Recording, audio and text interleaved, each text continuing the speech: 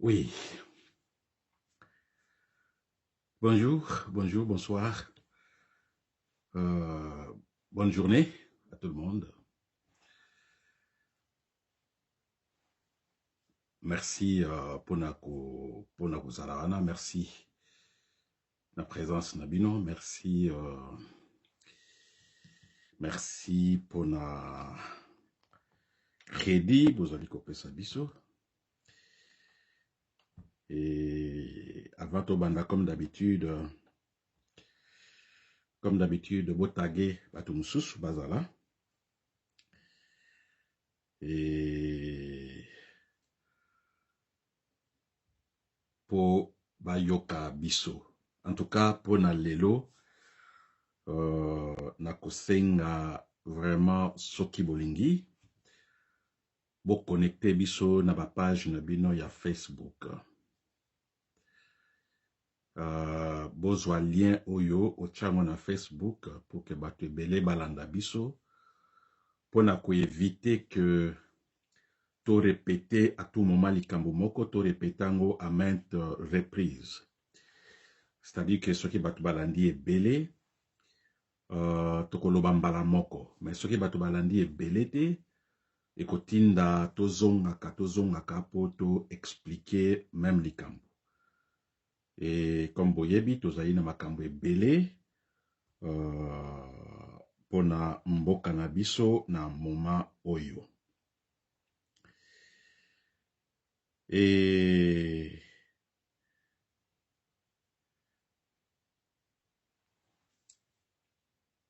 comme nakomaki yango na annonce na biso, na lobaki lelo tokosolola mwa moke, nazalaki na ba point misatu oyo tokokaki kosolola. Ya liboso ezali l'EDC. Ya Monsieur Honoré Ngbanda. Ya mibale ezali la lutte continue. Ya misato o ezali divers. Ezali projet à ONG oyo na nonsaki. Donc oyo kota na divers. Voilà pourquoi nazo senga na bandeko, s'il vous plaît, nasali demande. Nazali ko imposer te, mais c'est une demande. Botage live oyo na ba Facebook na bino. Pardon, naibi pourquoi. Vous comprendre pourquoi na lobi bongo. Je n'impose pas, mais c'est une demande. Nazo sala. Soki moyen zali botage biso na ba Facebook na bino. Donc, botie lien en direct et les kalokola yo mutozo sala direct na page na yo.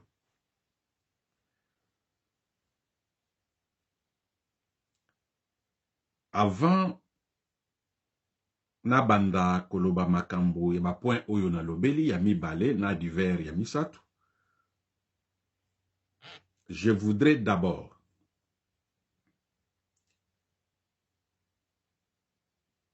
qu'on répète ou qu'on explique position nangai.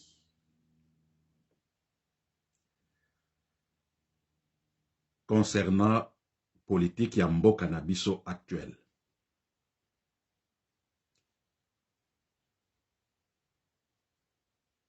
Na badir nanga nyonso ndenge na salaka na ba live nangai.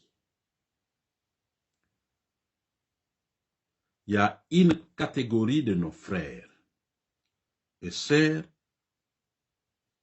oyo basepelaka na langage nangai te.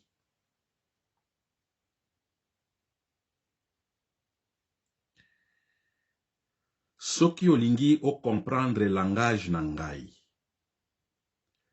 Il faut kolongwa na oyo ba bengi na politique le standing point.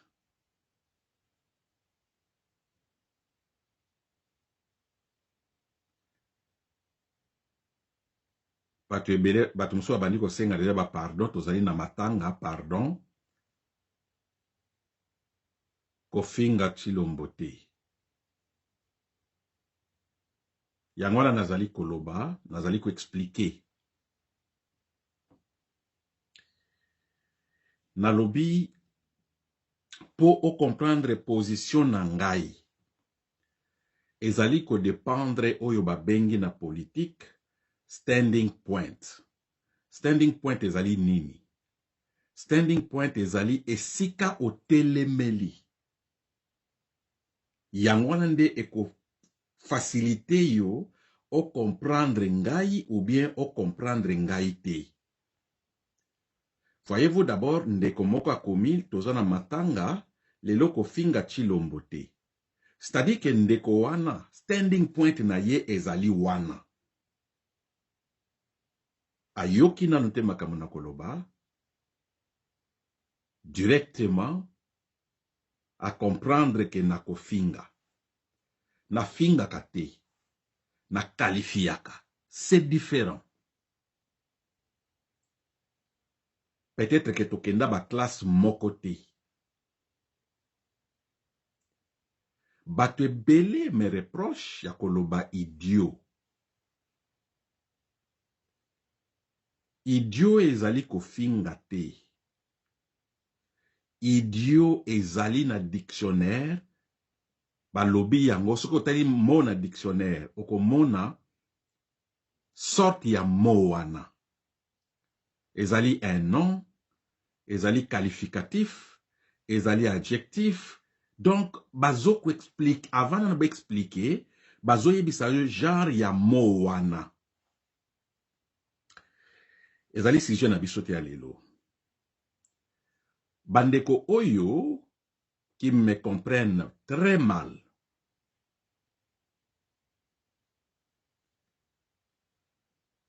Na finga kate, na qualifiaka. Je reconnais que ma qualification wana ça touche. Ça choque. Je connais.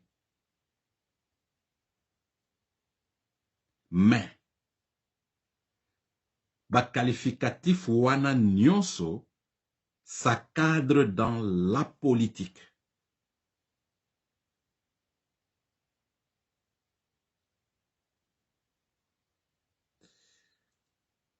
Milouvor. Soki balobi biso ba congolais to kotisa ba mo na biso na littérature française. Soki ba français ou bien batu oyo bazali expert na littérature française batuninga Milouvor c'est quoi?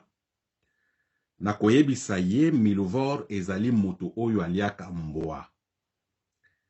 Et pourtant boyebi na monde oyo batu baliaka mbwa ezali kaka baluba te. Batu baliaka mbwa bazali ebele. Ba chinois baliaka mbwa. Une catégorie ya ba coréen baliaka mbwa. Baluba baliaka mbwa, baluba nyonso te. Bangala baliaka mbwa, bayaka baliaka mbwa. Soki omoni muluba, mungala, chinois oyo aliaka mbwa, soki tozwi français lingalalisé na biso, ça veut dire Milouvor. Moto o aliaka fumbwa, soki toche na terme na biso ya Congo to kotsa ngo na littérature française, moto wana aliaka fumbwa, bakobenga ye fumbwa vor. Mes chers amis, bolimbisa ngai avant na kota na point ya Monsieur Honoré Mbanda, botika na yebisa bino, moi, parcours nanga moke, comment est-ce que j'ai découvert M. Mbanda? Nayebaki M. Mbanda de nom na Kinshasa. Tango azali kosala na ANER, tango akomi conseiller ya sécurité ya président Mobutu, naye koyeba ye na musika, na télévision. Mokolo mususu na yai komona ye pembeni à 2 mètres de moi. Na ndaku na ye atongaki na Masina entre Petro Congo, Petro Zaïre. Au monika a place point ya Njili Bukani, entre ya kokende na Petro Zaïre, so pusani moke, je pense 100 mètres, ou bien 200 mètres, Monsieur Mbanda atongaki ndaku na ye esika wana. Je pense 3 étages. Je pense 2 ou 3 étages. Mukolo mususu, mama ya bana bandai kolinga mbisi ya mai mingi, na uti musala na ville, na kiti na Petro Congo, na zui taxi, pona zwa taxi bis, ezoyate, na bandi kokita makolo po, wenze moko ya mbisi ezali na ligne ya Petro Zaïre. Petro Congo na kende ko somba mbisi wenze wana ekangami na ndako ya bapacho panda omoni miri ya ndako bapacho panda na Masina etalani na wenze wana ya mbisi so lingi olia mbisi bana Njili so okei na bitabete okei na Petro Congo po somba na bandi kokende makolo bomoni ba mama nde banyokola biso makolo na sombele mbisi ye na mukumba alinga kolia mbisi basala bouillon. Na tango na komi na fasi ya ndako ya Monsieur Mbanda, ye pa uti musala cortège na ye ezokota. Abia, ce Monsieur Mbanda. Na tango na ye na diaspora, Monsieur Mbanda asali apareko na 2005. Ngai na 2003, 2004. Impliqué na ba radio ya résistance. Na tangela kabino angwa tout moment, na kozongela yango, radio Bonsomi, radio Kimpwanza, radio Bendele, ba radio mwa ebele ezalaki na tango wana. Bandekola nyonso bakolo ba radio wana bazali. Na intervenant une fois seulement na radio Bonsomi, et bango nyonso bakomaki intéressé na ngai ya koinvite ngai na ya koloba makambo ya Congo. À cette époque, nazalaki professeur te. À cette époque, nazalaki kosala na ba hygiène. Je reconnais encore wana nazosala na hygiène ya kosala bilamba. Ba pantalon ya jean.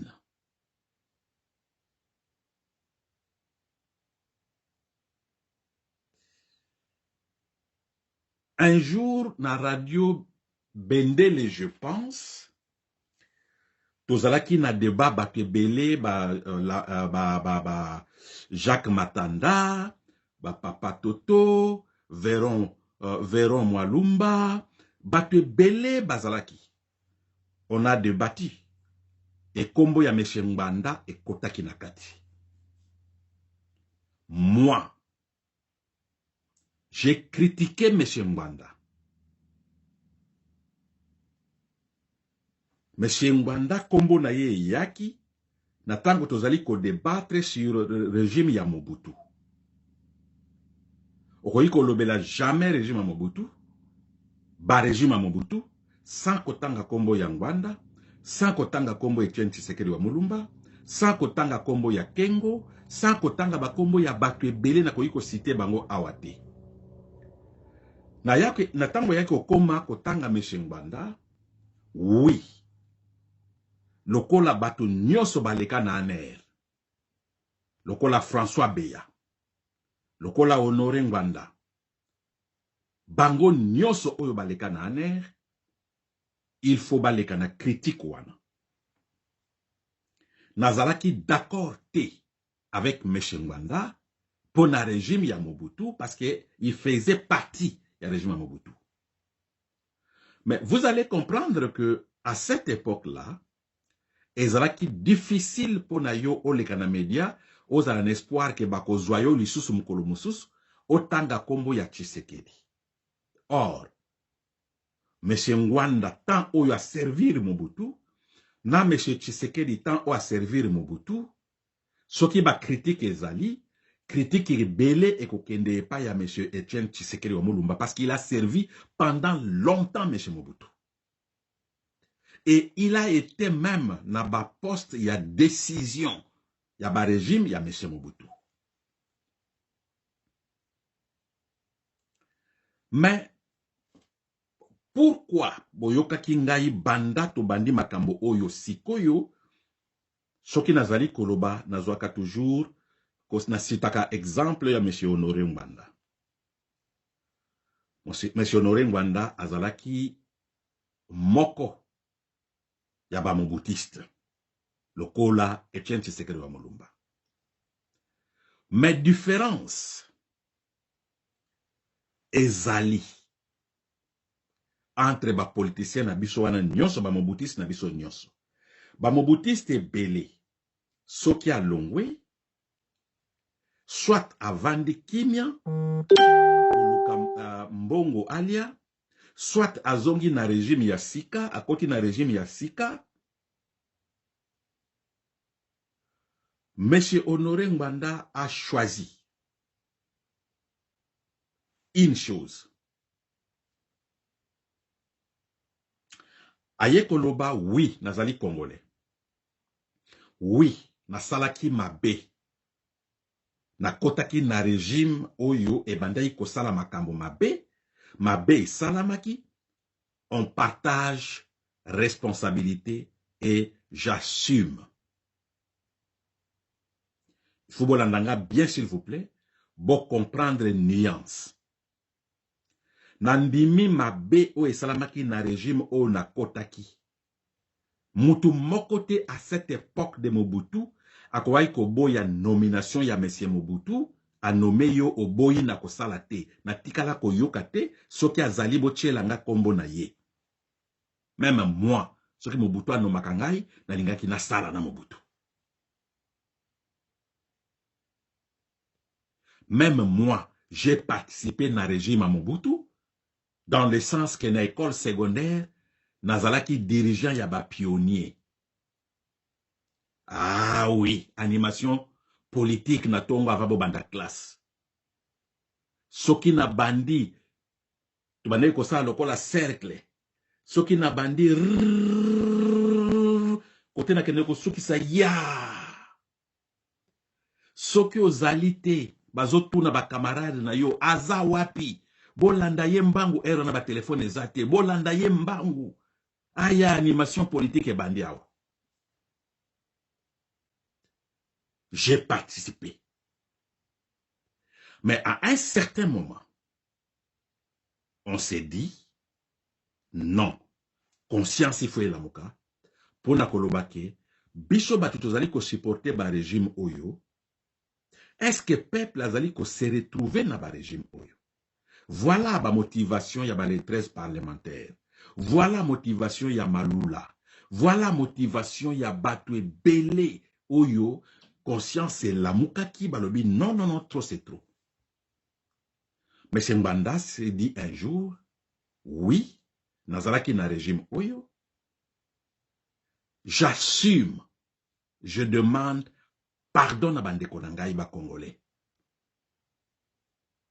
Je demande pardon à bandeko nangai ba congolais pour na makambo nyonso elikaki. Soki justice ezali oyo eza ko reconnaître ngai M. Ngwanda que na bomi, na beti, na buki, na bebisi, oyo ezali ko reconnaître nga personnellement, nazali prêt un jour mboka na biso soki ebongi na répondre na justice. Mais je reconnais avoir participé dans un régime, il y a oppression. Pona ko pardon na ngai, e ko suka na pardon na malobate. Pardon na ngai, e ko suka na misala. Lokola j'ai travaillé dans les services, yan kuku, yan mboka na biso, pona pardon na ngai na ba Congolais, na ko révéler tout oyele kaka, soit na mboka na biso na Congo, soit na libanda ya mboka na biso, ba complot nyonso oyo esalemaka, oyo ezali ko salema, na oyo ko salema pona mboka na biso. M. Ngwanda l'a fait d'abord en guise de pardon na ba Congolais. Monsieur Mbanda soki azwaki na régime ya Mobutu na misala na ye na ba salaire na ye ezala na corruption soki azwaki $1000 $2000 1 million n'importe comment, c'est un exemple que je donne. Monsieur Ngwanda lobi na kotia yango au service ya ba Congolais balimbisa ngai. Boyoka ba dirigeant mususu na kobomba ba kombote Etienne Tshisekedi Mulumba koyebisa biso ke bokangela ngai Kabila boya na ye ligote ou mort na zongisa ye na Rwanda. Monsieur Etienne Tshisekedi savait très bien que Monsieur Kabila est un Rwandais. Mais il manquait le courage politique, les sacrifices politiques pour Nakoloba. Monsieur Kabila est un Rwandais. C'est grâce à Monsieur Ngwanda. Ngai, yo, Monsieur Etienne Tshisekedi, tout le monde, Félix, tout le monde, ayaï koyeba ke Monsieur Kabila était un Rwandais. Monsieur Kabila abotami wapi, akoli wapi, papa na ye wapi. Méthode opératoire, yaba Rwandais, yaba Ougandais, yaba Burundais, multinational. C'est ce monsieur qui s'est sacrifié pour na koyebisa ngai na yo. Apareko créé en 2005. Nakota qui n'a pas côté, jusqu'à présent, Nazali Koloba, Nazali membre ya Parekote. Nazalaki na makanisi wana ya Monsieur Mbanda, je le voyais toujours na Masina Petro Congo. Comment na ye kosa la rencontre na ngai avec Monsieur Mbanda?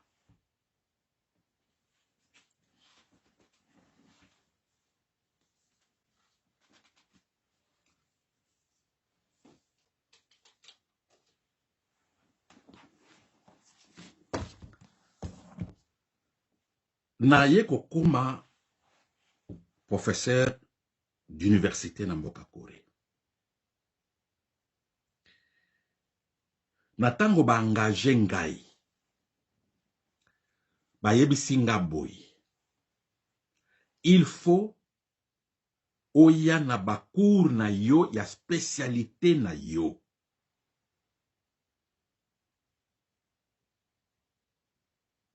Na tangi oyo babengi sciences politiques. D'abord, au niveau ya secondaire, natangi pédagogie générale, maître de l'école primaire. Natangi sana Kinshasa na pesa référence école Matondo na Njili quartier 3. Na face école ITPK je pense quelque chose. École Matondo ezalaki wana. Et Kangamina église Kimbangiste ya quartier 3. Na tangi na école primaire et école Matondo, na bandaki na 3e primaire, na kei na 4e primaire, et par la suite na ekozwa 5e primaire, à la fin na ekozwa 6e primaire, na école Matondo. J'ai fait 2 ans ya kotangi sa na école Matondo, na école primaire. Na kei université, na ekotanga sciences économiques.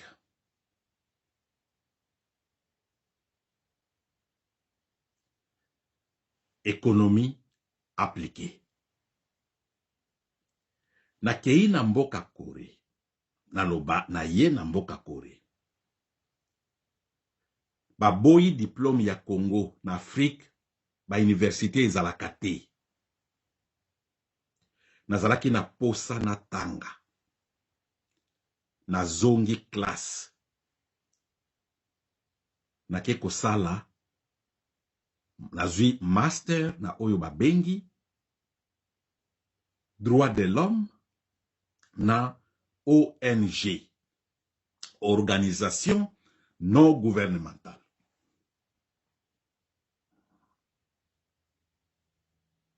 Yango nde nazwaki liboso. na kei na ngambu ya Canada, na kei kosala science politique. Na zongi na Corée, engagé professeur, na ya na bakour na ngamoko. Na tango nazali koluka ba matériel pona bakour na ngana préparé. Cours à liboso ezalaki droit de l'homme, introduction à droit de l'homme na niveau ya graduat et droit de l'homme au niveau ya master. Na tango nazali koluka ba livre, je me suis dit non, na kokabola ba livre na ba parti mibale. Parti a liboso, ba parti misato. Parti a liboso, ba livre ya occidentaux. Na ponata mibale misato. Parti ya mibale, ba livre ya ba asiatique. Na pona ba livre mibale misato. Parti ya misato, ba africain, ba congolais na pona ba livre mibale misato. Voilà esika na tango nazali koluka ba livre ya ba congolais na ye ko tomber sur ba livre ya monsieur Honoré Ngbanda. J'avais eu de la peine pour na faire mon université. On m'a demandé na commission académique na ya ko expliquer pourquoi na niveau ya master na niveau ya doctorat ezali na cours moko na pesaka oba bengi risque défenseur des droits de l'homme, risk management, gestion des risques. Cours wana li kolobani. Eli kolobani ndenge nini ba défenseur ya droits de l'homme ba koki ko se comporter parce que première sécurité ya moto ezali yo moko. Ba koki ko tchela yo 1000 policiers, 1000 militaires. Mais soki yo moko ozali kozwa ba mesure ya sécurité te ba 1000 wana ba tcheli yo ezali inutile. Alors, comment est-ce que le défenseur des droits de l'homme doivent se comporter dans un pays où yo ezali hostile na droits de l'homme? Lokola mboka na biso na Congo, lokola ba Corée du Nord, lokola ba mboka ebele na monde. J'ai expliqué à l'université que ces livres ici donnaient des méthodes d'oppression. Il y a un régime, en particulier na Rwanda na Congo, pour que Batuba Kanga Minoko. Alors, comment est-ce que le défenseur des droits de l'homme doit se comporter? Bah, mesure, il y a sécurité. C'est un grand cours où il y a une pondération 9. Sokyo lingo koma, ozwa master ou bien doctorat na yo, na droit de l'homme. Voilà comment j'ai découvert M. Ngbanda. Na découvrir yete parce qu'il na libandia kitoko. Na découvrir yete parce qu'il parlait très bien français. Na découvrir yete parce qu'il était Mongbandi, Ngbaka ou bien ce qui na yebi kutute. Na tikala kokuta na ye physique maté. Na sololi na ye récemment. Na année passée, na année oyo. Excusez-moi. Vous excusez-moi, bon. Quelqu'un d'autre va prendre. Alors, na ye ko découvrir ye pona pa écrit na ye. Et je vous dirai, mes chers amis, tokoki na moto oyo. Parce que longi na ye na sepelaka nango te. Parce que asalaki na Mobutu. Parce que azali boy, azali moulaye, azalaki mokuse. Mais ce qui vraiment réellement nous sommes passés dans l'école quelque part. M. Ngbanda a deux personnalités. La personne physique de M. Ngbanda et la personne intellectuelle de M. Ngbanda. Ce qui la personne physique na yet olingi yete. Na honnêteté intellectuelle. La personne intellectuelle yamutu oyo. Occidentaux et belé bazali ko bomabiso tolingaka bango te. Mais tango tozali ko na ba université ezala na Congo, ezala na Europe, na Occident, na Asie, tozali ko tanga ba livre na bango. Nani asi aloba ake université na États-Unis, na Canada, na Europe, na Asie. Ba référence ya ba livre ba professeur ba pesi ba auteur bango nyonso ba occidentaux abo ya classe alongwa na ya zonga Congo parce que bato oyo bazali ko boma biso tondimaka bango. La personne physique de l'auteur ya livre même olingi ete mais la science oyo akomi na kati o mata okita okolinga yango. Soki olingi yango te ozali un intellectuel ya ko tchana doute.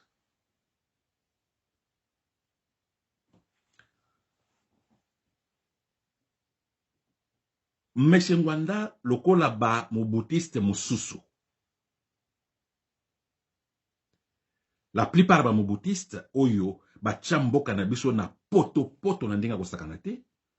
Bazali na Congo, ils ont travaillé avec Kabila. Ba mususu bazali ko travailler na Félix. Na kopesa bino un exemple. Bino nyonso boyebi les grands tomatiers qui tenge Yesu. Pouvez-vous me dire ba Congolais bozali ba chrétiens ebele na ki tenge Yesu na Monsieur Ngwanda qui a contribué na destruction mboka na biso. Ki tenge Yesu amema Mobutu na primakuria. Mutu mususu aloba teke bokoseli makambo. Il est là, il a dit lui-même.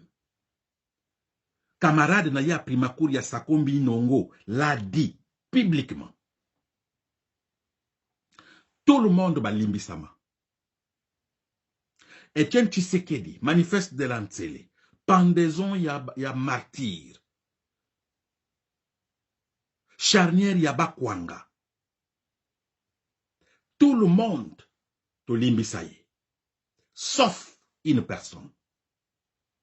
Sauf une personne. Mutu oyo parce que azali ko continuer ko sala mabete parce que azali ko koma bapaya banguna na biso eloko nini basala kapo na biso complot nini basala kapo na biso. Congolais olia yina mutu o azali ko boma ye azali ko yina ndeko na ye o azali ko révéler ye ba vérité. Monsieur Ngwanda yebaki ba vérité o libanda te na balabala te. Ayebaki ba vérité oyo parce que azalaki mutu ya kati.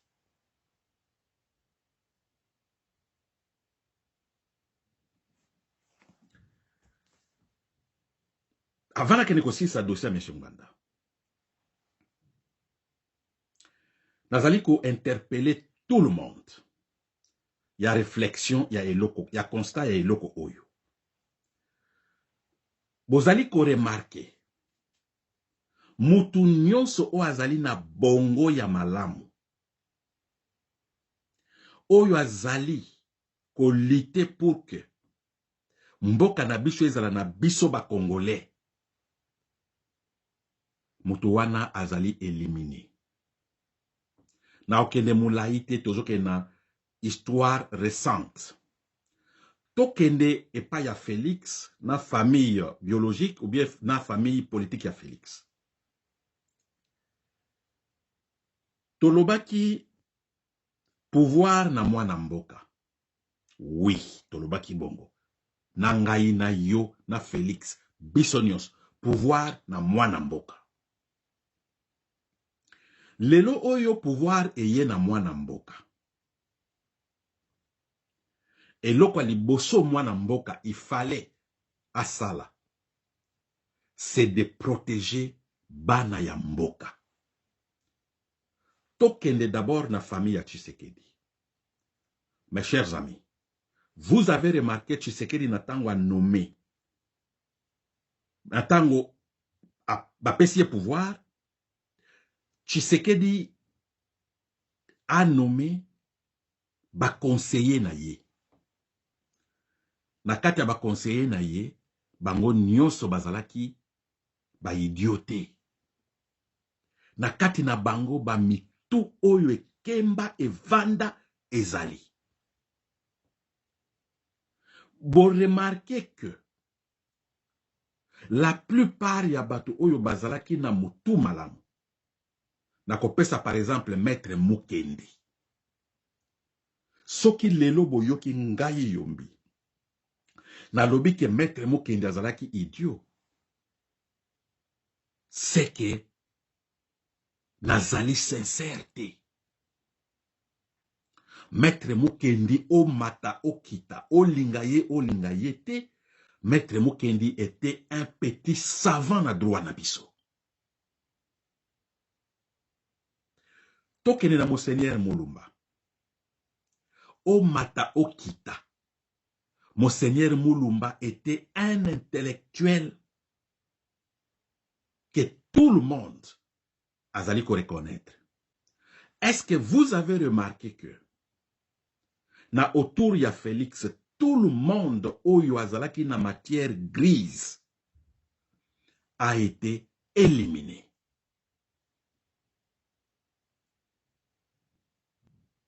Bokoye bisangai Covid, mes chers amis, na lobaka yango. Le problème ya liwa ya ba conseiller ya Félix, ezalaki problème ya Covid te. Covid yango ekomaki sélective, et pour na kaka bande kwa Félix, et pour na la plupart baluba. Non.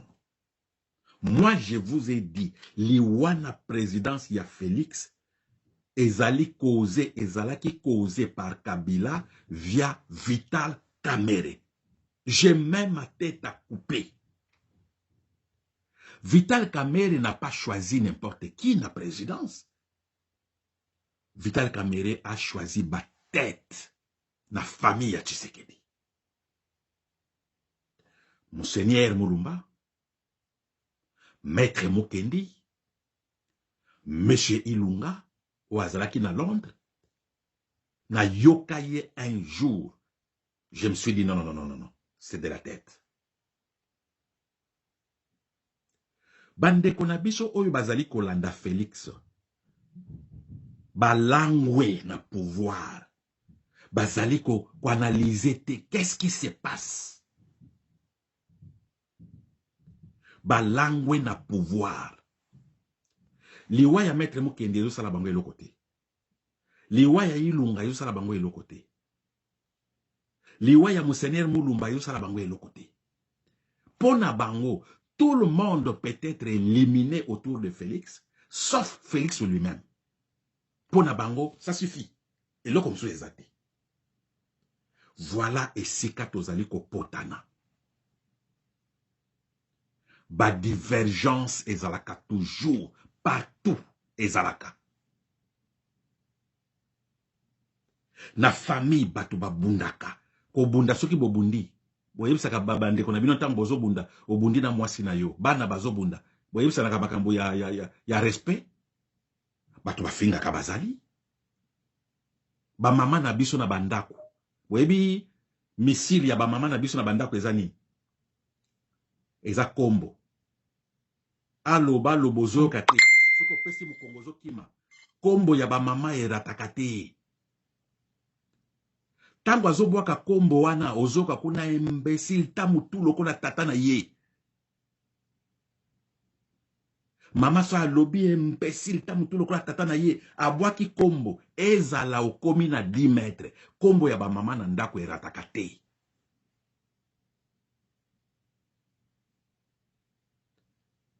Eloko biso na bandeko na biso oyo bazali ko supporter Félix tozali ko potana. Ezali que bandeko na biso bazali ko comprendre que notre lutte ezali pona banguna o bazali libanda. Alors yo congolais soki okoti mulo elongo na banguna ya libanda toko sala ndenge nini?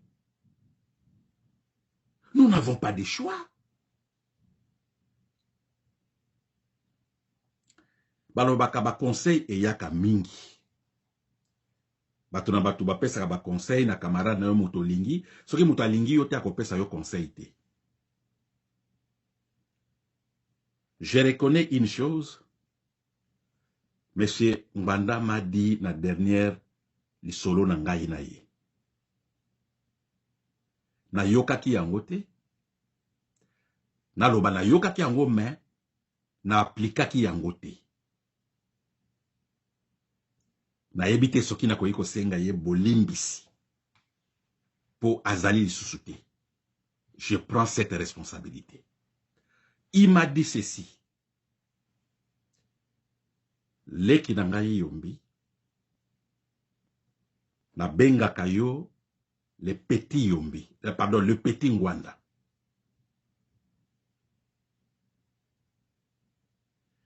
Conseil nanga na kopesa yo.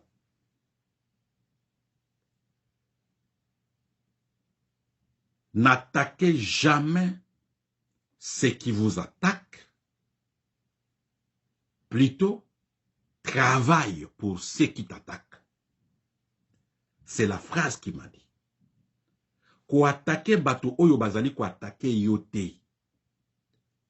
Mais plutôt travailler sala musala pour na bato oyo bazali ko attaquer yo. Il m'a dit ça.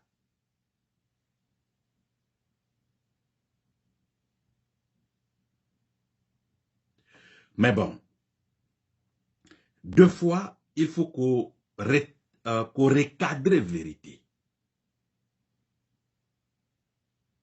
Yango bomoni to sali 2 ans, jour pour jour.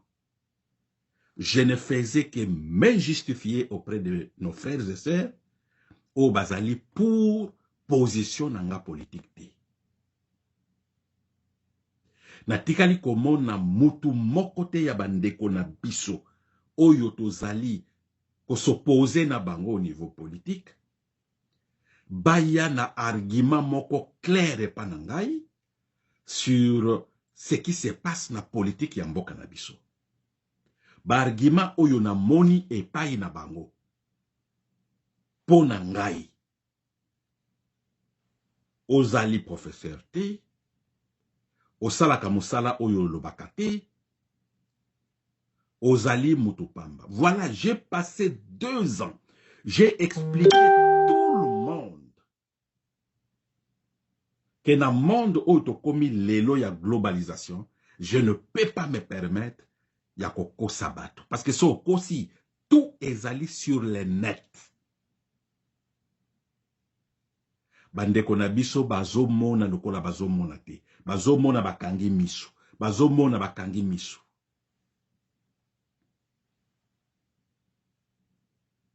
Alors, à partir d'aujourd'hui, ça suffit. Biloko akopesa ba réponse na bandeko na biso. Pendant 2 ans, celui qui a compris, a compris. Celui qui n'a pas compris, na kati ya classe, bana nyonso ba comprenaka na moment moko te. Bana musu ba comprenaka après cours. Bana mususu ti akosi sa vie na ya o comprendre matière wana te. J'ai expliqué qui j'étais pendant 2 ans. Et je vous dis, à partir d'aujourd'hui, ça suffit. Na kopesa explication na mutu mususu te. Oyo a comprendre ngai, a comprendre ngai qui je suis. Oyo a comprendre te, choix ezali epanaye. Mais, et loko moko ezali entre ngai na batu oyo ba comprendre ngai te. Pendant 2 ans, ezali que ngai na bango tozali ba Congolais. Ngai na bango tozali ba Congolais. Si j'intervenais dans makambo ya Congo, ce n'est pas parce que je suis professeur d'université, ce n'est pas parce que je travaille à l'ONU, pas parce que je suis activiste des droits de l'homme. Non, j'ai intervenu parce que je suis Congolais. Les droits naturels. Ezali ko permettre ngai na lobela mboka na biso. Mais hélas, toye ko mona ba attaque nyonso ezali dirigé sur musala na ngai au lieu ezala dirigé na statut nanga qui je suis. Identité nanga, je voulais dire. Qui je suis. Mutumoko a attaqué identité nanga, c'est que nous sommes d'accord que je suis Congolais. Ça suffit. Pona si ça, pona monsieur Honoré Ngwanda, je ne suis pas de la Pareco. Nazali ko senga na batu ya Pareco. Na yebi organisation na bangote. De remplacer Kulutu na biso Ngwanda le plus vite possible.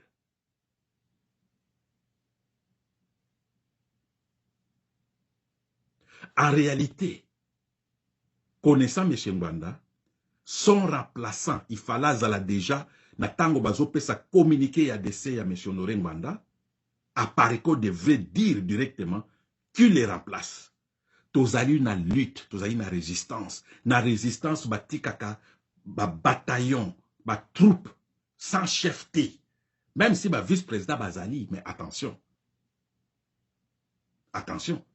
Il faut qu'on précise, na communiqué na bino, le leader à Koufi, voilà la façon ya statut na biso, qui les remplace. Tozali na pays, même na pays, bomoni na Tanzanie, président Koufi, avant Koutou Baya kosa la prestation de serment, pardon, Baya kosa la cérémonie d'enterrement, il a été remplacé rapidement. Mais Bato Bayeba qui est moi, c'est la vice-présidente. Mais non, il faut l'annoncer. Sinon, Boulouye ke Koti.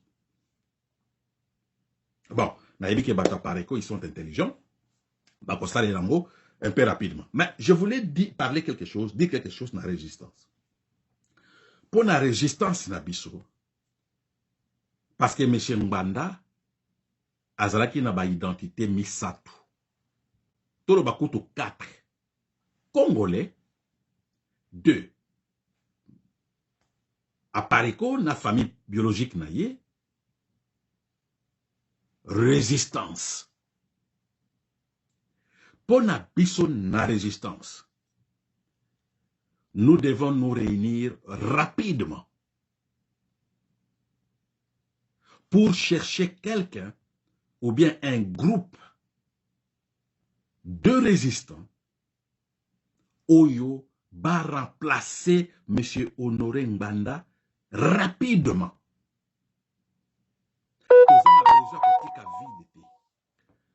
Et maintenant, je vous révèle quelque chose na guise au clôturer Sika Oyo. Liwa ya M. Ngwanda. Nazali parmi bato Oyo basore na ye récemment. Sokyo yoki mungongo na ye. Ezalozali médecin. Okozala na indice mokote que ce monsieur est malade. Mungongo na ye. Mungongo na ye ezalaki intact. Ozo sentir force na ye na mungongo na ye. Mais d'après ce que ba information tozui liwa na ye, on nous signale na esika Koufeli la présence ya ba agent ya sécurité ya Rwanda. La présence ya ba agent sécurité ya Congo. Nazali ko kanisa lokola mutu. Je n'accuse personne. Mais c'est que ngai na yoto yebi. Soki M. Ngwanda akotaki na nkuku. Ezali po alingaki nkuku te. Ezali M. Ngwanda azalaki na risque ya sécurité permanent. Azalaki na risque ya sécurité permanent.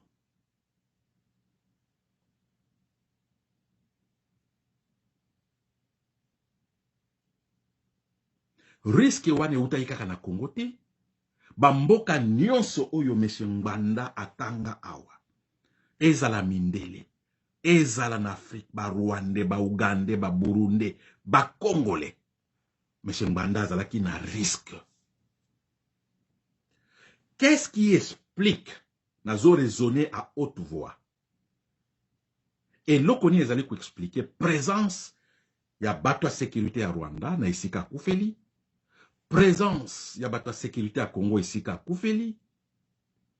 Et voir même ba membre ya famille ya bato gouvernement na biso na Congo na isika Koufeli. Bato wana baleki balandani oyo akei azongi, oyo akei azongi, oyo akei azongi. On me signale volume s'il vous plaît. Volume ezali malam bato ya YouTube. Bata YouTube, s'il vous plaît. Volume ezali malam. Mutumoko a commis un volume, s'il vous plaît. Ça signifie quoi? Rapidement, tous en attendant mingite. Volume ezali malam. Ok, merci. Merci.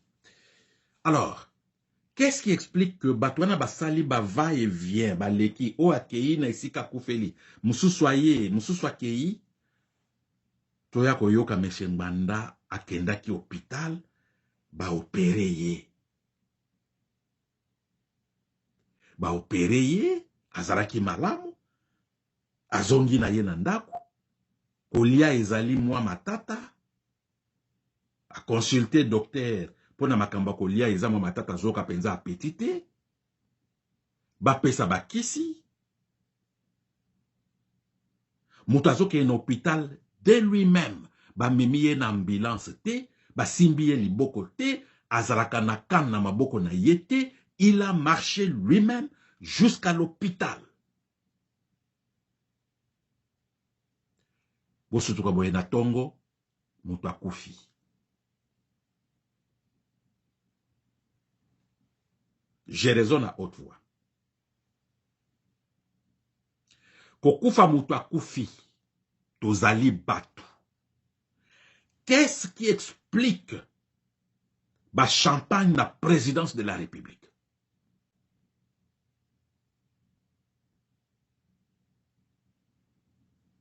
Et l'okoni nezali ko expliquer ba champagne la présidence de la République ya Congo tozuiye. Soki bato balobi tozuiye, ça veut dire quoi? Ça veut dire tolukakaye tozuiye. Et la présidence, makamni elobami, tozuiye etikali zoba oyo agangaka na Corée. Etikali mutu oyo aza soki pembe partout na mutu na ya lobaka soki na France. Là on parle de Kerwin Maïzo. Etikali mukuse wana ya pigme. J'ai dit in extenso. Quelqu'un a enregistré la présidence à Zalaki, ma conseiller, Bazali comme la champagne. Tozuiye. Kabila kokiyete, biso tozuiye. Etikali oyo agangaka na Corée. Etikali oyo aza soki ya pembe partout. Alobelaka soki na France, na mokuse ya pigme oyo aza na Belgique. Mes chers amis,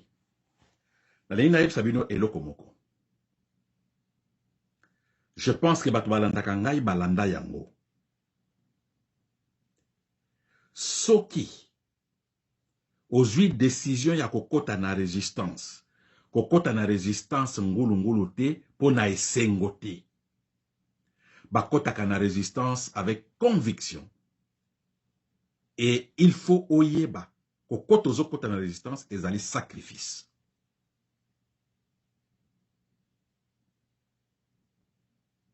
Il faut oyeba kokota okoti na résistance ozali mutu osi okufa.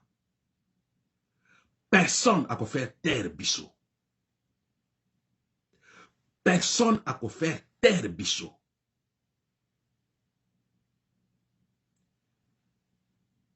Bobomi Lumumba, Balumumba boni babotami. Bobomi Shebeya, ba Shebeya boni babotami. Bobomi Mukendi, ba Mukendi boni babotami. Baboma Kimbangu. Combien de Kimbangu babotami? Nakopesa bino secret moko. Biloko bino bosalaka kofuka makobonde la sokyo nazaina difficulté. Na yebi yangote. Je peux vous écrire 100 pages na jour moko pesinga ba papier na bic na koma na kokoma. Mais so seinga papa yombi fuka ma prier bonde la. Ya binzambenza medenge to bonde laka. Malobe yakate. Malobe yakate. Mais soki nazaina difficulté. Nazana phrase moko na lobaka.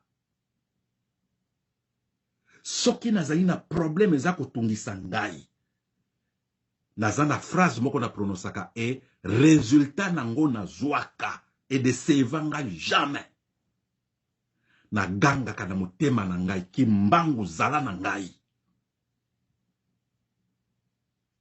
kimbangu zala na ngai likambo oyo nakokoka te na mboka bapaya na mboka bapaya ya baasiatique nakokoka te zala na ngai esika nazokende kokutana na bato esika nazovanda avion nazozwa réunion nazokende avant nazwa parole na motema na ngai na lobaka avant na mata na podium na vanda papa kimbangu zala na ngai soki na lobi soki botali ba photo na ngai ya public vous allez remarquer que soki nazoloba bato bazalaka distraité au mona ke bato mususu basimbi ba téléphone bato mususu kuna bazo jamais moi quand je parle bato nyonso attention isika ozoloba na body language na ba signaux corporel e monanaka ya bato avana mata kimbangu sala na ngai soki na silisi oui papa olobaki mutu mwinda ko konza mukili oyo na konzi bango. Mes chers amis, Lelo Ngwanda est parti. C'est la personne physique de Ngwanda qui a disparu. C'est la personne de Ngwanda qui a disparu. Bato oyo nyoso babane ko minimiser Ngwanda, même des Rwandais. Baye ko comprendre, oh, mais ba Congolais bazaba hypocrite. Il croyait que M. Ngwanda banda ko sala ba aventure na koku na ye sika azalaki. Mutu moko alingi Ngwanda te, mutu moko alanda kama Ngwanda te. Balongoli pema na ye. Ils ont compris qui était Ngwanda.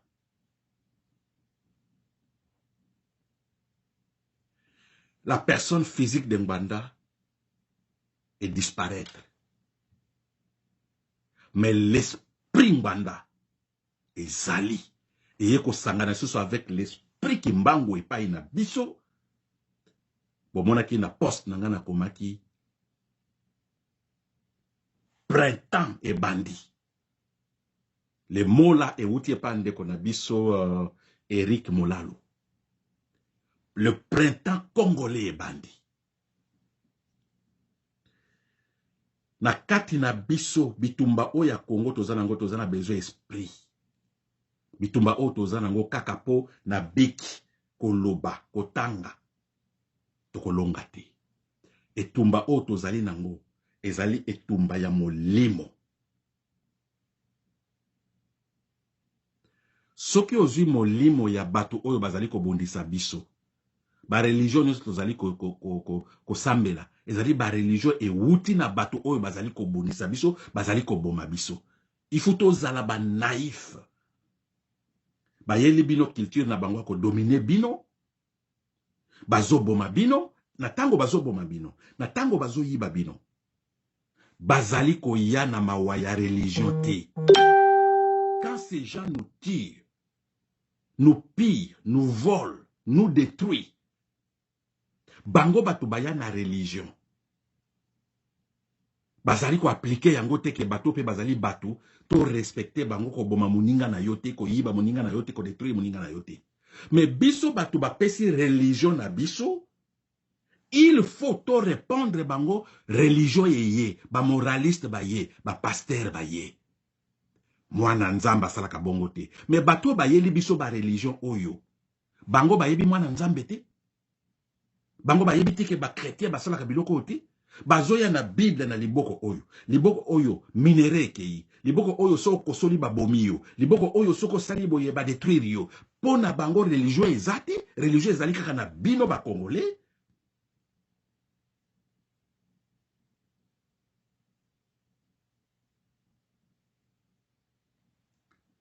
Mboka moko te na monde oyo développa pona religion ya bato mususu.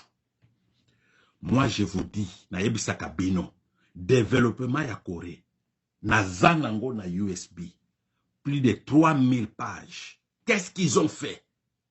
Pendant 5 ans, qu'est-ce qu'ils ont fait jour par jour? Na kati kuna na ye komona section bandoki. Bato ebele ba Congolais ebele ba comprendre ngai te. Incompréhension ba Congolais. Elingi koloba te ke nazali ndoki.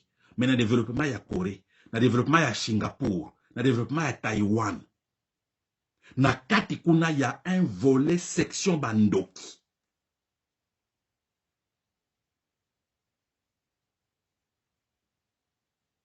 Parce que na tango bozali koluka bo se libérer. Bo sala makambo na bino. Batu oyo bayeli biso religion na bango bakolinga eloko wana te. Bikeko na biso bango balobe ezali mabe, idolâtrie. Mais so okei na bamize na bango bikeko ezali kuna. Bango moko bazali kotia bikeko. Okoti na ndako mondele ekeko ezali. Okende quelque part bikeko ezali. Mais baye pa na biso bikeko na biso na tango bamoni ki culture na biso ya une puissance. Bazui yango, bozui bikeko eza mabe. Il faut que ça ko détruire yango, bango ba ko détruire te, ba ken yango epa na bango. Bino botikali, bikeko eza mabe, idolâtrie, nzamba lingi bongo te, Bible lobi boye. Mes chers amis, Bible wana eya epa na biso pour développer biso te. Les Coréens n'ont pas développé la Corée pour la Bible. Bata Singapour va développer Singapour pour la Bible te. Ba Taïwanais va développer Taïwan pour la Bible te. Les Chinois n'ont pas développé la Chine pour la Bible. Batouana nyonso na tangi ba développer bamboka na bango pour na bokoko na bango. Esprit ba religion na bango moko. Nous négligeons Kimbangu. Parce que na yebi ba Congolais n'esprit toza nango ya tribalisme. Parce que Kimbangu a botama na ba Congo. Vous allez remarquer Moutou a vendu peut-être na bandundu na fin kuna. Ah, Kimbangu wana Moutaba Congo. Toluka ya biso na bandundu. Moutazana Kasai, non, wana ya bataba Congo, Kimbangu a botama kuna. Kimbangu n'est pas né na ba Congo. Kimbangu est né pour les Africains. Tout mécat. Tout mécat. Je mets tout le monde na défi. Mboka na biso ko développer jamais sans notre religion. Sans notre culture. Monsieur Honoré Ngwanda, un gars ou abotama soline Équateur, en tant que personne physique, mais personne esprit, ya kolamu sabato. Monsieur Ngwanda azali mwana ya Minembwe. Monsieur Ngwanda azali mwana ya Mbujimai. Monsieur Ngwanda azali mwana ya Matadi. Azali mwana Lubumbashi. Azali mwana ya Kisangani. Azali mwana ya Kikwit. Ce monsieur ici, Malamunde okufa na mabe. Soki obandi na mabe. Oye ko découvrir que ezali mabe. Otiki yango okufi na malamu. Ce monsieur ici est mort avec le nom Congo na monoko na ye. Mais c'est Ngwanda tango akufi akata pema na ye atikali jamais koloba. Kombo ya mwana na ye, kombo ya mwasi na ye, kombo ya cousin na ye. Mais c'est Ngwanda est mort na Congo na monoko na ye. Botika Congo te.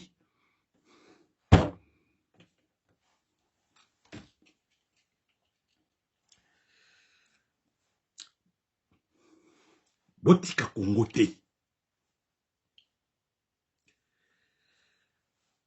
Tokotika Congo jamais. Et ngai nazali ko promettre ye esika azali. Toko venger ye. Toko venger ye. Toko trahir ye te. Lit oyo ye abandi na résistance. Toko continuer yango. Pe tozali ko koma na résultat.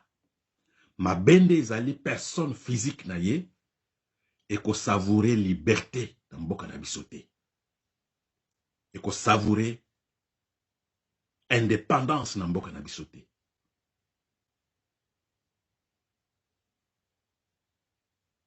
eloko abandaki aboti bangbanda ebele ye babota ye epai ya kimbangu babota ye epai ya Vita Polo ye pa aboti bangbanda ebele. Pour retenir la phrase qu'il m'a dit.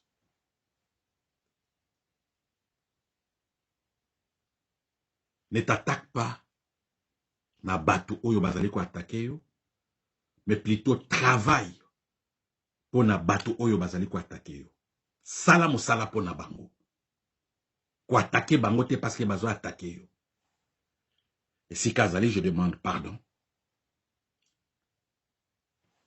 Na loba 3 mois banda yebisanga phrase wana na 3 mois oyo je pense que na tangwa kati molimo na ye alobi leki nanga wana landaki maloba wana te na sengi pardon et na kosalela yango. C'est pour cela mes chers frères et sœurs bokomona ngai silencieux na batak nyonso bafinga famille na ngai tamula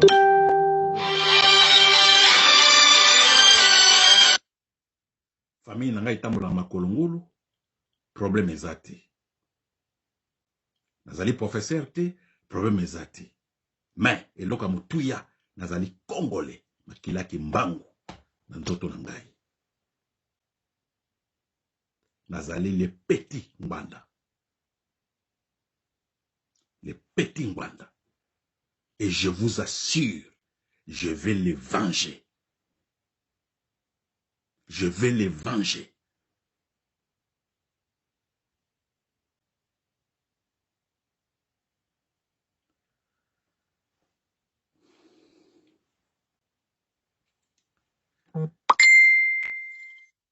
Merci.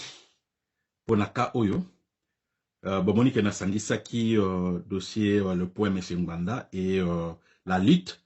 Lutte ezali ko continuer. Ndenge na lobi yango ke ba résistant tozala na bomoko. Totika esprit. Pardon bandeko. Ne fiske pour respecter mutu oyo atiki biso. Totika l'esprit ya ngai ngai.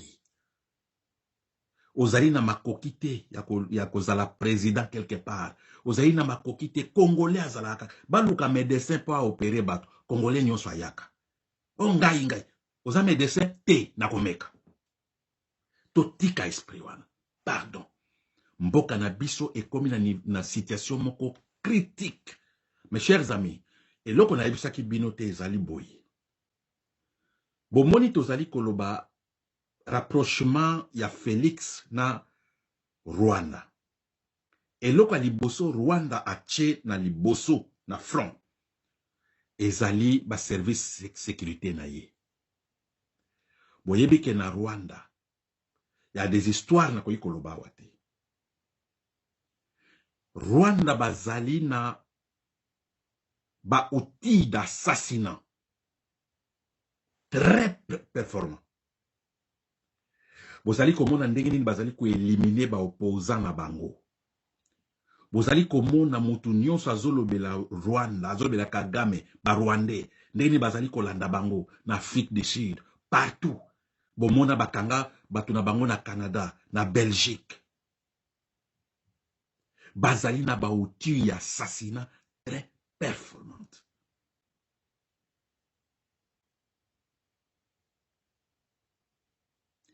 Pona biso ba Congolais eloko ezali kolukama ezali bomoko. Tous à l'ensemble. Mes chers frères et sœurs, pardon. Tous à l'ensemble. Situation est malamuté. Premier à Rwanda ezali nini. Nakati agenda ba Rwanda Félix aussi est là. Éliminons d'abord oyo nyonso bazali ko tchama kelele contre Félix, contre ba Rwandais, to éliminer bango. Ce qui to achever bango, on achève Félix après avoir ko faire des histoires ou ekotinda ke biso siko to zala to konza Congo wana. Et par la suite, boko yoka Congo ezonga ndenge ezalaki na ère ya Léopold Congo Rwanda Rundi plan wana yango wana bazo kosala na Burundi plan wana yango na bazali kosala na Congo bato bazali kosepela Ngwanda kufi oui Ngwanda kufi Ngwanda zali mutu Tshisekedi pe akufa Kimbangu akufa mais soki bato ya Tshisekedi bazali ko prouver te qui était Tshisekedi balakisa biso que c'est vrai bango pena bazalaki ba adepte ya Tshisekedi mais avec ba adepte ya Ngwanda bako sentir que cette personne a réellement formé bako sentir que cette personne a réellement formé et vous voyez que c'est le seul leader na Congo le seul leader na Congo oyo akufi ateki maloba ateki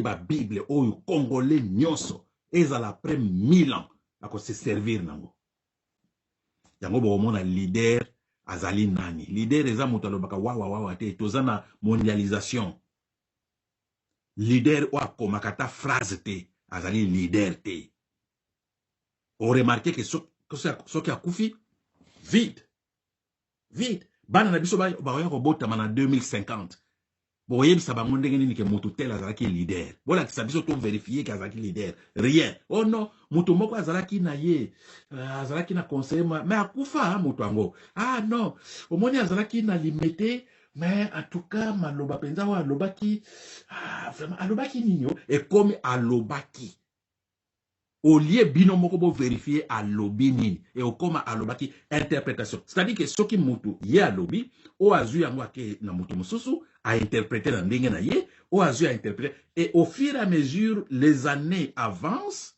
la vérité l'authenticité ya message ya mutu ezali kobunga yango bozomona ke pa na biso ba sage o ya kala bazalaka ba komate bana na biso ebele okotoko tuni bango ba proverbe ya monoko mboka na bango bayebi te. Une sœur m'a appelé de la Belgique.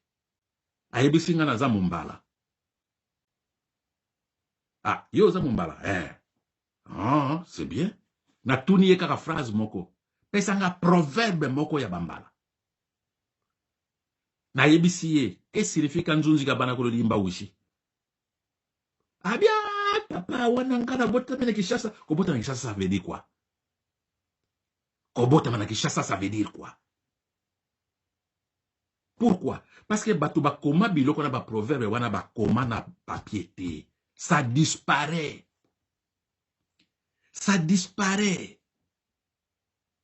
Alors, leader doit écrire. Leader doit écrire. Bamboula même 1000. Bato ba koyeba. Entre année boye. Ti na 2021. Il y avait un leader de la résistance. Tango mboka oyo bapaya bakotela kiango. Quelque part, il y a quelqu'un qui a dit, il y a quelqu'un qui s'est levé, il y a quelqu'un qui a écrit.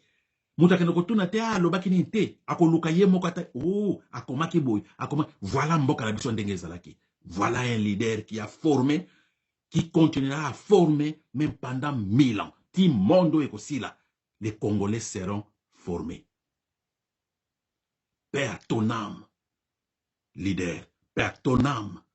Mwana Minembwe, mwana Bindungi, mwana Bandundu, mwana Mbunjimai, mwana ya Congo. Paix à ton âme. Toko trahir yo jamais. Toko trahir yo jamais. To yebi toko landa yo.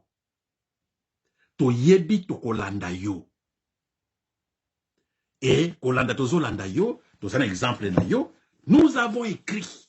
Tozali kokoma, tozo continuer kokoma.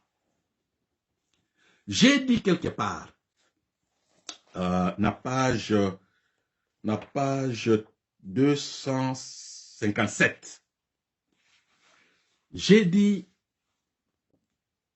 un jour,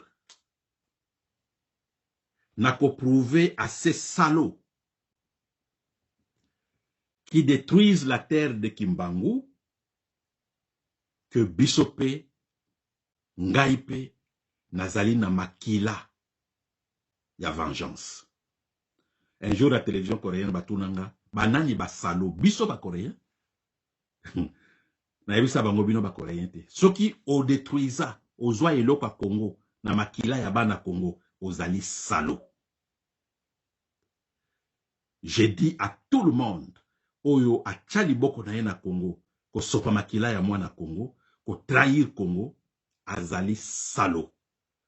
Soki bo sombi livre nanga boluka ba coréen, na page 257, j'ai dit cette phrase. Un jour, je vais prouver à ces salauds que Ngaipe, Congolais pe azali na makila ya vengeance.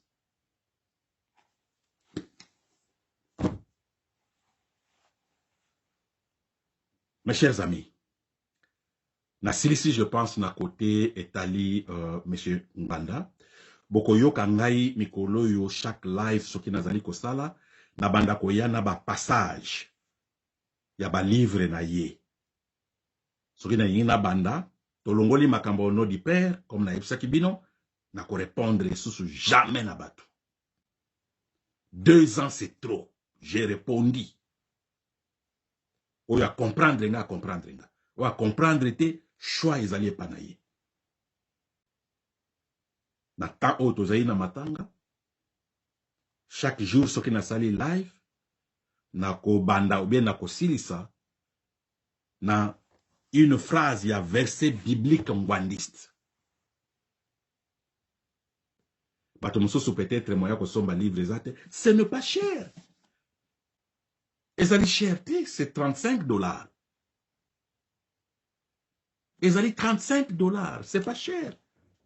$35, so tali, je pense que na mususu pe $30, $25 pe ezali, nazana ba copine nyonso awate, pour moyen to ke na bureau ezate pour na Covid oyo, c'est que j'ai amené na ndako ezali ka oyo nazalango awo. Mais c'est pas cher. Koiko sacrifier mbongo ya bière ya semaine, somba livre, ovandi era repos, ovandi otangi. Je vous assure, mutu nyonso akotanga livre ya monsieur Oyo. Ce que comme résistant. Non, c'est que vous allez na makila ya imete. C'est que vous allez na makila ya imete.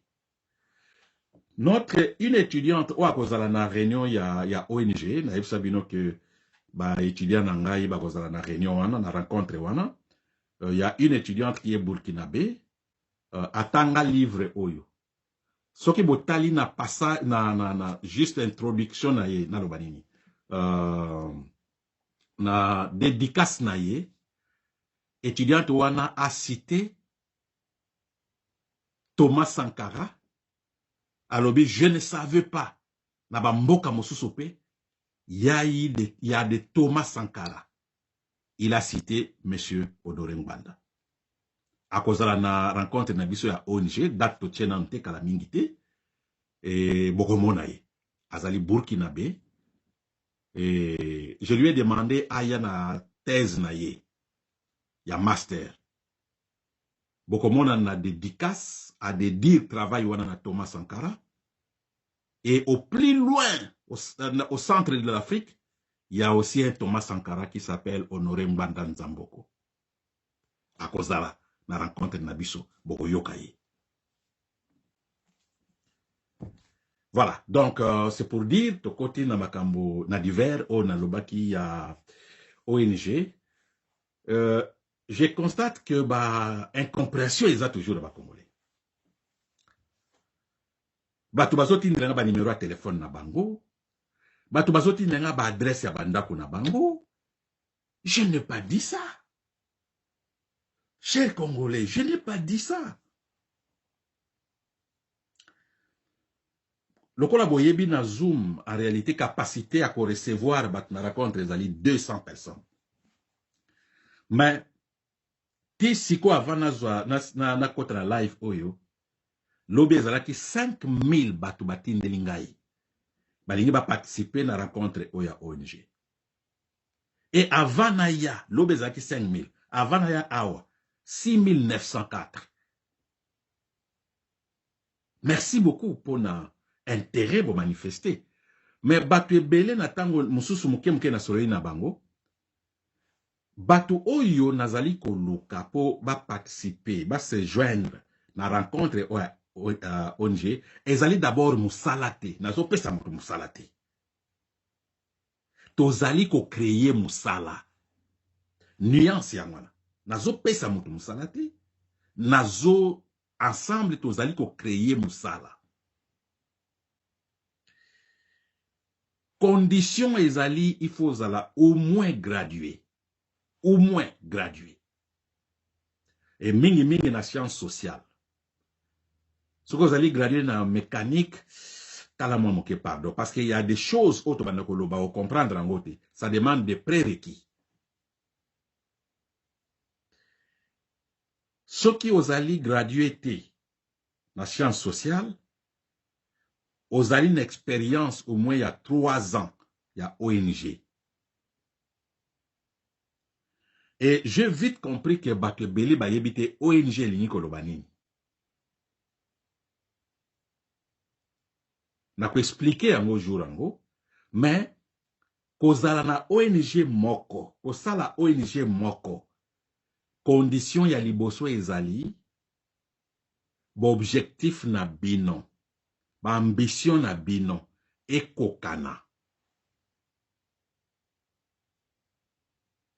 Imaginez-vous, au ligne que la ONG, ok, que la ONG avec Félix. Ah, toloba, au ligne que la ONG, par exemple, il y a environnement, protéger l'environnement. Natango zo benga batu Félix paye. Est-ce que Félix a vraiment input ya malam na ONG wana? Nandimite, pourquoi? Parce que Félix azali mutu oyo a protéger l'environnement te. Ya lobaki pona ye. Il faut batu bakata banjete, basala makala. Mais yo sa ONG ya environnement ko protéger environnement. Ndenge nino ya ko sala ONG na mutu oyo ye pona ye énergie. Ezali akata banjete, batu bazwa makala, bazwa énergie. Mais pona yo énergie, il faut batu bazwa ngo na nature, moi, mopepe, mai, énergie et botama. Mais pour Félix bakata nzete. Voyez-vous comment est-ce que ONG basalaka yango, basalaka ONG na moto azali objectif moko, vision moko na yo. Et na moni ba congolais nyoso oyo basali demande na bango, personne ne m'a demandé quel type ya ONG. Mutu moka tunite. Ba yoki kaka ONG rencontre tout le monde, prof, ngape na lingi nazala, ngape.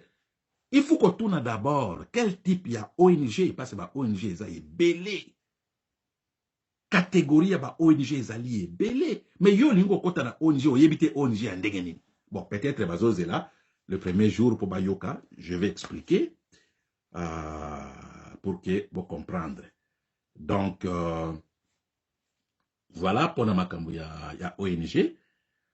Pour na voilà. Et l'autre ya souka peut-être en Koloba, ça tokosala yango peut-être avec la famille, mais bandeko il faut bayeba. On voulait demander que pour na obsèque, en tout cas pour na mboka o bat bazana conscience, les Congolais devraient demander que monsieur Honoré Ngbanda soit enterré au Congo. Bon luka ki e bosi bozui. Alors, botikaye akende ko pema na mboka na ye. Botikaye apema na mboka na ye, c'est tout. À moins que boka nisake na mboka na ye na cimetière place bakotiaye, il va vous déranger, il va vous bloquer. Mais je ne pense pas. Alors, Mobutu na Maroc. Ngbanda na yebite kota kufeli. Alors, est-ce que Félix Nabatunaye, vous ne pouvez pas laisser ce monsieur se reposer en paix dans mboka na ye?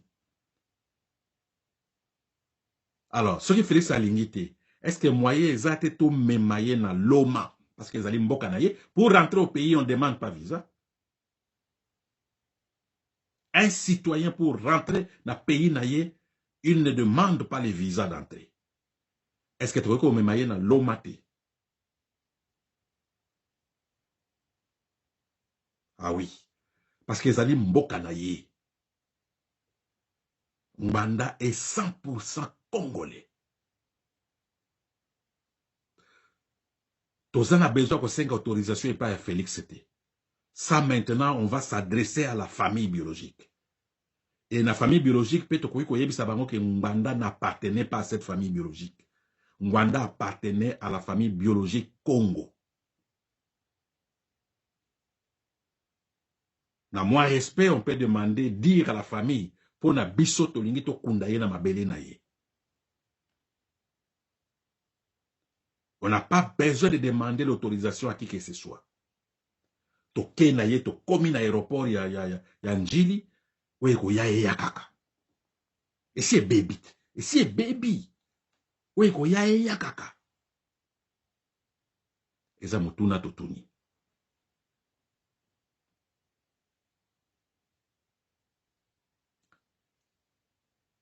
Voilà, mes chers amis.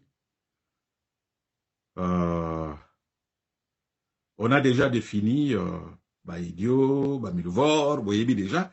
Botika nango, eza verset biblique, botika nango. Ce que nous demanderons, ezali que on a beaucoup trahi ba leader Nabiso. Nous avons trahi Lumumba. On a trahi Kimbangu. Et Oyo Bazali Kolanda, Tozali ko trahir Bango. Parce qu'on ne peut pas se dire trop c'est trop, on a beaucoup trahi. To honorer Bango. To honorer Bango. On ne sait jamais, na futur, Mutuna Mutu asomba verset biblique, honorer Ngbanda. Mutuna Mutu asomba verset biblique, honorer Ngbanda. Chanandako. Soki yo linga ano kotanga te, bana na yo bakotanga. Chanandako. Et aux résistants congolais, partout où bozali, to yebi ke batu bazali paniqué. Ba mama. Na yoki mama moko te abengi nga sana yoka kolela. Moko abengi nga na Hollande. Akoki kolobat, elle m'a appelé, mais akoki ko s'exprimer te. Nazoka bana, mama bilambe zo kweya, mama bilambe zo kweya. Heureusement, asalaki na vidéo te. Mama zoko ko s'exprimer te. À tout Congolais oyo bazali affecté, la vraie façon pour na bino bozala affecté, pour na perte monene otozui, ezali ya ko honorer mémoire ya monsieur Honoré Ngbanda. Na ndenge ke esika nyonso ozali, même ozalaka kimia telema. Pomoni bapaya na biso, banguna na biso, babandeko yebisa biso ni. Ah, Ngbanda seki, longba kuna Ngbandiste.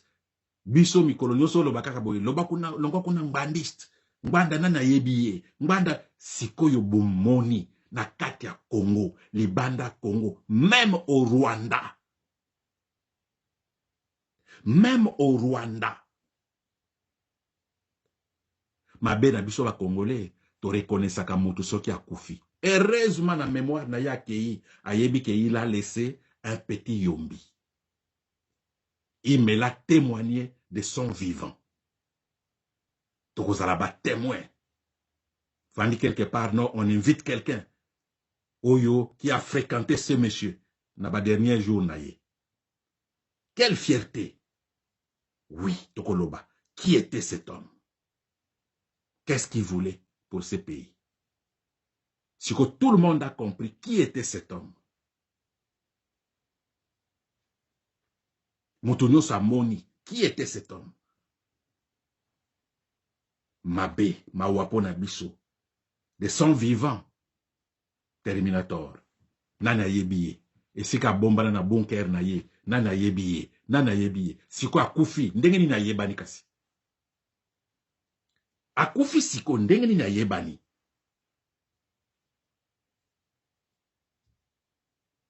Donc, ba mama, ba papa, ba ndeko na biso nyonso, oyo kolanda ngai, bozali kolanda ngai, to trahir moto yote.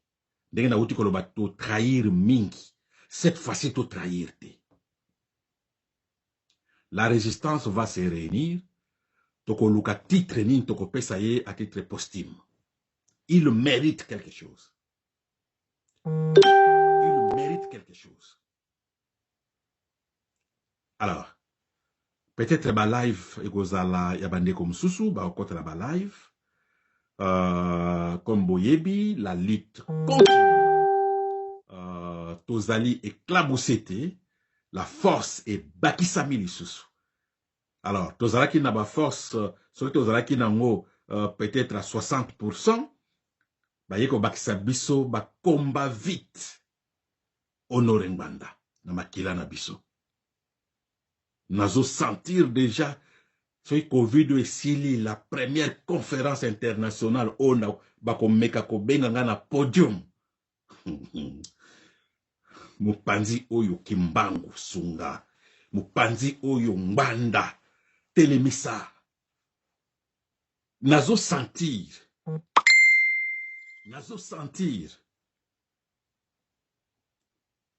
Tokotala. On va voir ce qui va se passer. Voilà, merci beaucoup mes chers amis. Nako monopoliser l'AFT, bande ko belé ba je pense que va programmer ba live tozali toujours et avant to banda musala na biso ndenge boyebi na banda kozala toujours na ligne hein, parce que condition anezala qui n'a pas ça condition ana j'ai dit au premier ministre même si je vais vous aider mais je n'abandonne pas les Congo. Je n'abandonne pas les Congo. Na komeli bango pe je suis éprouvé. Ma condoléance payée. Et loko tozo boya to bimisa kombo parce que to boyi. Bande kona biso baza mutema mabe. Bande kona biso pona bango eza ki ennemi. Eza opposition te eza ki ennemi. C'est triste. C'est triste. Ngana ko pesa mbata na muta Félix moko te so na mone na nzela. Soki tan ezali to ko discuter, ko swana te ko bunda te, to ko discuter. Et je vous dirais, hein, moi, mutu oya lingi baluba na mboka na biso. Ce qui va classer batouana, je peux être parmi les 5 premiers. Batu balingi baluba na mboka na biso. Voilà pourquoi na lobela kabango. Mutu oya lingi binota ko lobela binote. Et preuve ezali que ce qui botali ba congolais oyo nyonso na salisa. 80% baluba. Ce qui na lingi bango te na salisa bango. Bato na salisa 80% baluba. Donc ça veut dire na nini baluba te. Quand je dis Milouvor, le Milouvor, ce sont des citoyens congolais génétiquement tshisekedisés.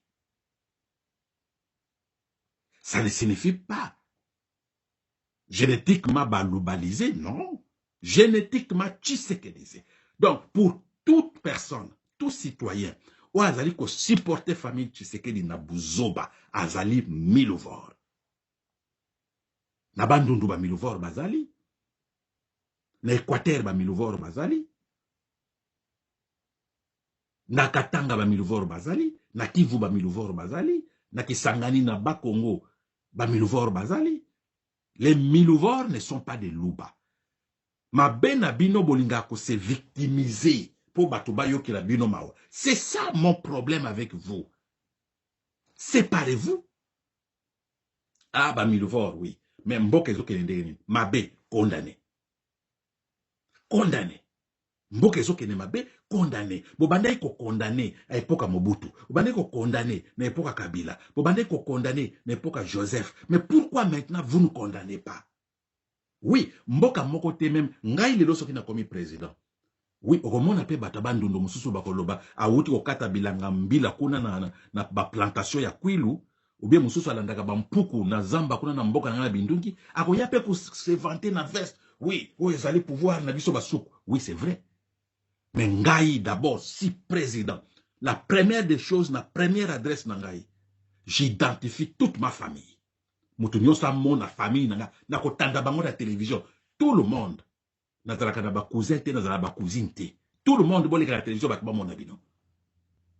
Pona boyi, mutu mususu po azolo wa munoko mboka kisuku, aya kokosa bato ke non nazali petit frère à président, nazali cousin à président Lukuta. Et si vous faites ça, je vous fais arrêter. Alors, biloko ndenge on ezo leka président avant de calme kimia. Ezali mabe. Ezali mabe. Voilà. Na yili ba luba oyo bazali ko supporter Félix na Buzoba ba Milovor na bandondo ba Milovor bazali. Neve nanga moko, neve nangai. Azali Milovor, amemaka moto na 10e rina limité. Mais aza neve nanga na bomaye na uti ko tindela ye $200. Na uti ko tindela ye $200. Na yini yete. Aza Milovor, aza enemité. Azali opposant. Voilà, mes chers amis. Merci mingi pour Rolanda Bisso. Je pense que Bokaboli vidéo. Courage à tout le monde. Ba maman, courage. Tangwa kolela lela. Dès qu'on a Bisso, nani, les musiciens chrétiens là, notre héros Akufa. Alubi tangwa kolela lela esili. Toza suna tangwa kolela lela te. Botele mamo panga na maboko. Mupanga na maboko. Oui. Mbanda Junior. Nazo yoka yango. Nazo yoka yango. Ngana okota na bunker te. Ngana okota na bunker te. Na okota na se ya mai te. Tango okota na se ya mai esili. Il a libéré. Mbanda tout libéré. Tango okota na se ya mai esili. Bokei na Oni to landani kuna. Bokei na Genève to landani kuna. Bokei esika nyoso to landani kuna. Et puis en soka na ngai kosenga yango na famille soki balingi jour ya enterrement ba signaler biso je serai là. Je serai là. Na tchela yaya na ngai mabele ata ya moke na pao na tchela e. Famille soki balingi ba yebisa biso je serai là. Et ça sous-tamba ko bomba yete. Et si donc les banga et si kabachaki yesu et bukani et panzani libéré. C'est tout. Balongoli alors biso batu ya se ya pamba toko banga soni. Soki balongoli o azo simba bino. Biso toko banga ni. Soki bo bangi basilisi bino. Alors tout bima biso ni son balamoko basilisa biso. Moi je serai là. Soki na yebi jour bako kundaye. Place bako kundaye. Moi je serai là.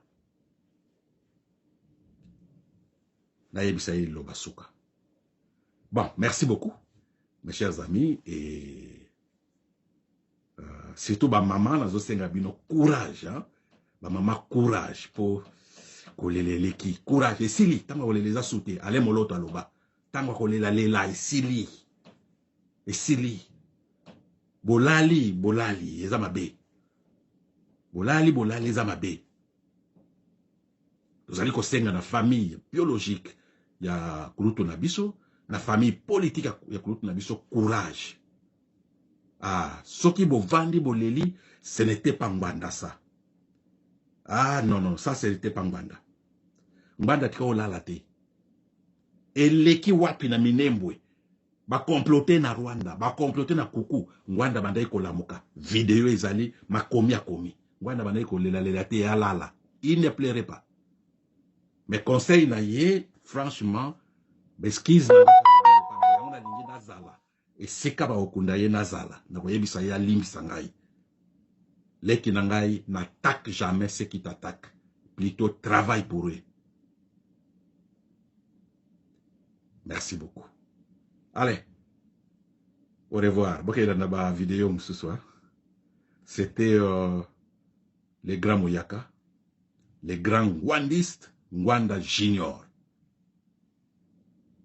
les dragons rouges. Bokanisaka, puissance à dragon rouge, babaki sikona, Ngwandisme na kati, mawa. Tozela.